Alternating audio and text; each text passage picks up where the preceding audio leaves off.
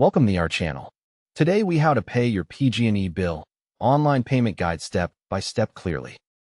Open a web browser on your phone or computer and make sure you have a stable internet connection. Go to PG&E.com by typing it into the address bar and pressing enter. On the PG&E homepage, find the Sign In button near the top of the page. Click Sign In to open the login screen. Enter your PG&E username or email address in the first field. Enter your password in the password field. Click Sign In to access your PG&E online account. If you do not have an account, click Register and follow the prompts to create one before continuing. Once you are logged in, look for the Billing or Payments section on your account dashboard. Click Bill and Payment History or make a payment depending on what you see. Confirm that you are viewing the correct service address if you have more than one account. Check the amount due and the due date so you know what you are about to pay.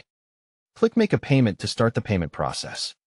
Choose one-time payment if you only want to pay this bill now. Select your payment method such as bank account or debit or credit card if available. If paying with a bank account, choose Add Bank Account or Add Payment Method. Enter the bank routing number and account number carefully and double-check for mistakes. If paying with a card, enter the card number, expiration date, and security code exactly as shown on the card. Enter the billing zip code and name as required for verification.